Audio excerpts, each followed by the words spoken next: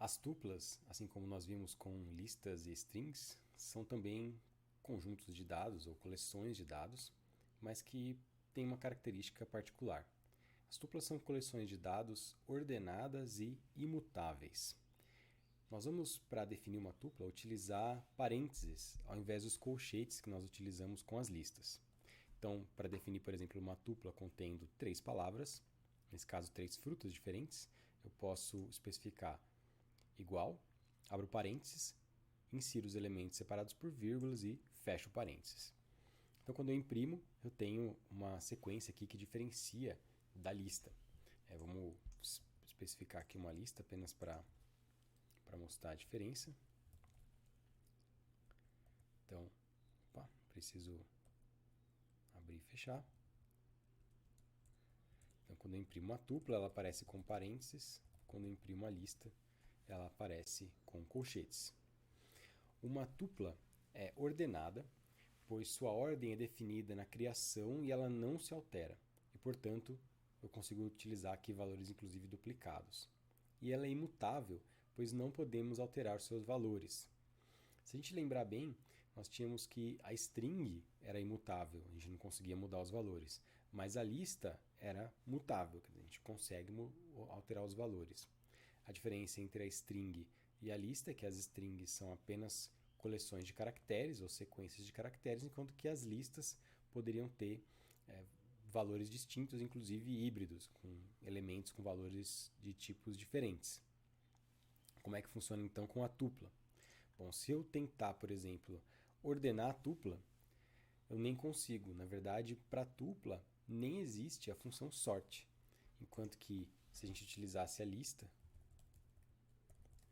nós conseguiríamos ordenar. Deixa eu imprimir aqui. Então, por exemplo, estaria aqui em ordem. Na tupla, a gente nem tem esse método para poder fazer a alteração. Quando eu inspeciono o primeiro elemento de uma tupla, então já adiantando, eu consigo numa tupla especificar a posição e retornar um elemento naquela posição. Eu até consigo fazer isso, assim como na lista, mas eu não consigo modificar. Então, se eu tento, por exemplo, alterar o valor 0 da tupla para um outro elemento, ele diz que a tupla não suporta atribuição de item. Então, de uma certa forma, a tupla parece com a string nesse sentido. Eu não consigo reatribuir um item em particular. Mas eu posso ter duplicação, então só para mostrar para vocês, criando aqui uma outra tupla contendo 4 elementos, eu posso ter dados duplicados. Então, o mesmo elemento em posições diferentes. Assim como na lista, a tupla também permite armazenar diferentes tipos de dados. Então, eu posso misturar inteiro com string, entre outros. Inclusive, posso tentar aqui alterar e incluir. Então, eu tenho dentro da tupla, eu tenho uma lista. Porém, como sendo uma tupla, eu não conseguiria alterar. Então, mesmo entrando aqui dentro desse elemento lista, no quinto elemento, eu não poderia fazer uma modificação, trocar essa lista, por exemplo. Bom, a gente poderia perguntar, a tupla ela parece muito com uma lista, porque eu posso ter diferentes elementos, esses elementos eles podem ser de tipos distintos, eu posso ter duplicatas. A única diferença, então, é que eu não posso mudar os elementos, ou seja, uma tupla é imutável. Qual é a vantagem? Quando utilizar tuplas ao invés de listas? Elas são tão parecidas, mas parece que a tupla aí tem uma desvantagem. Bom, as tuplas, por serem imutáveis, elas são mais eficientes em termos de memória ocupada.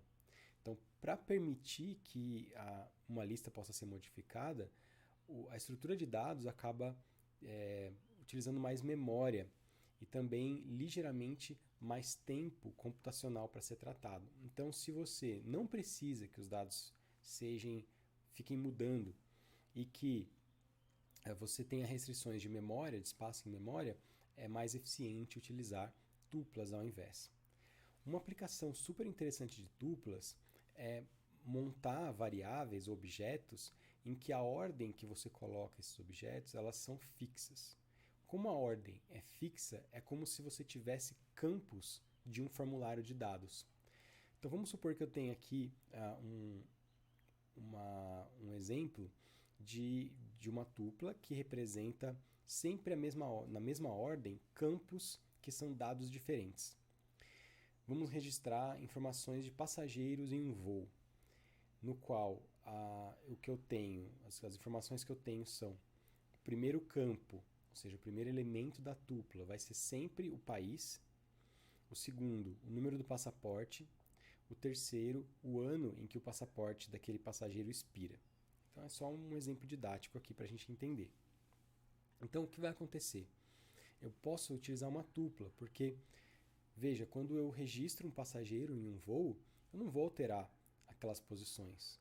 Então eu vou manter. Então eu registrei ele com o passageiro entrou no voo. Ele é, por exemplo, brasileiro, tem o passaporte XX10231 e o passaporte dele vai vencer no ano 2023. Então esse valor é fixo, eu não preciso mudar. Então vai ter cenários em que isso ocorre. Eu estou aqui então registrando 3 tuplas com 3 passageiros diferentes. E o que é legal disso?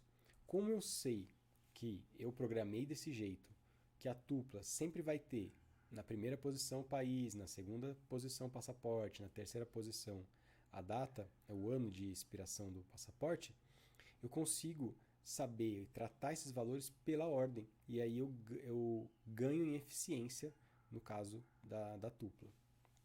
Então, se eu quero, por exemplo, recuperar o passaporte do passageiro 1, então eu pego na posição 1, porque eu sei que a posição 1 tem o passaporte.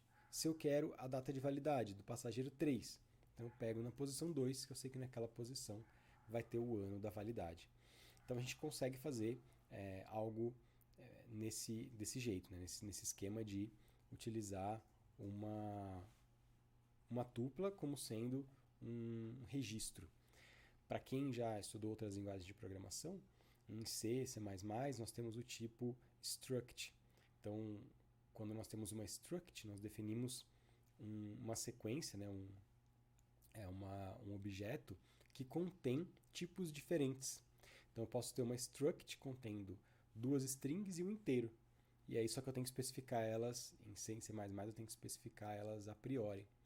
Então, é como se a tupla estivesse sendo utilizada aqui no formato de uma struct. Um outro recurso interessante de uso em tuplas, que também dá para usar com listas, é o desempacotamento, ou unpacking.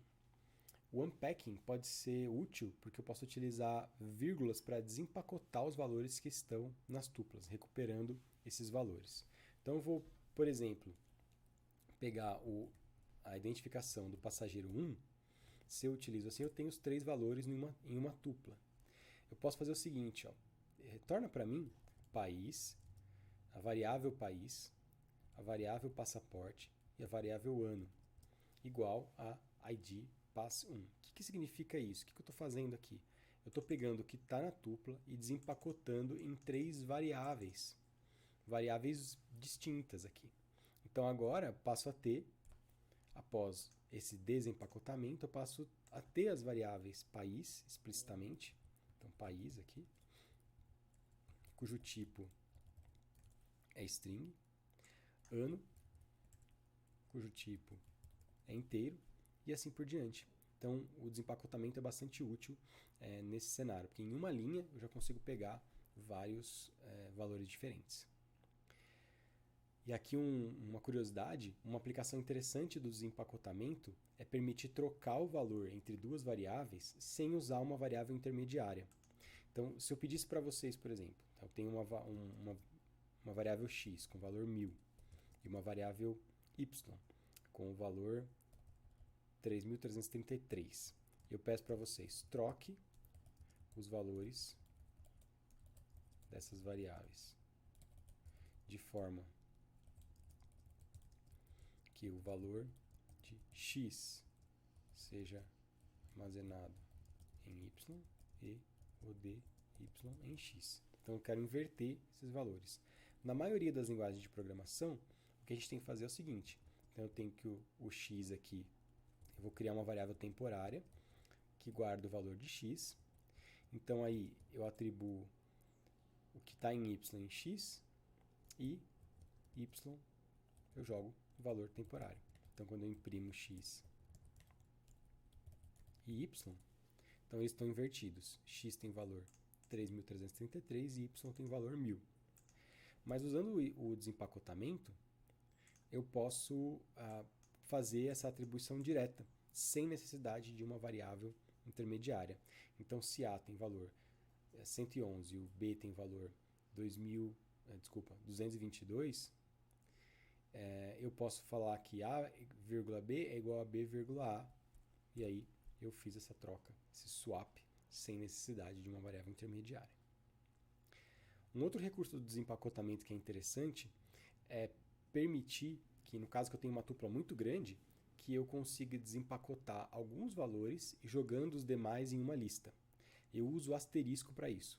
Então, vamos supor uma tupla com valores entre 1 e 6. Então, vamos imprimir. Está aqui a tupla com valores entre 1 e 6. Vamos supor que eu quero recuperar só o valor 1 e 2 individualmente. E o restante eu quero jogar numa lista com os valores 3, 4, 5 e 6. O que eu faço?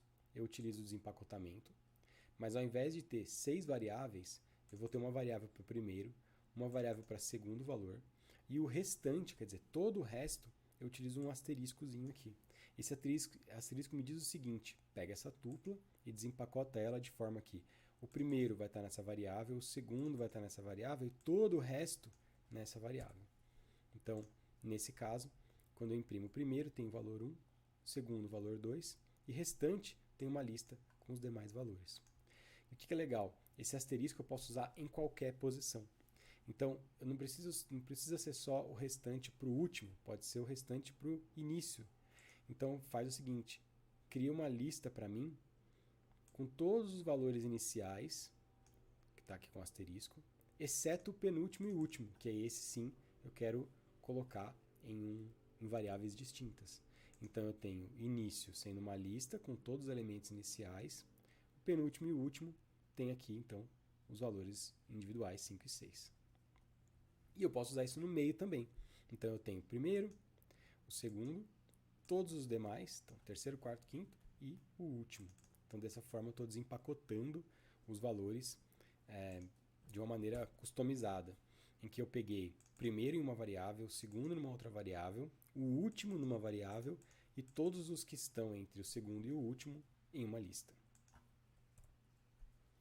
Lembrando que esse desempacotamento também funciona para listas, então dá para você utilizar qualquer uma desses dois tipos de objetos.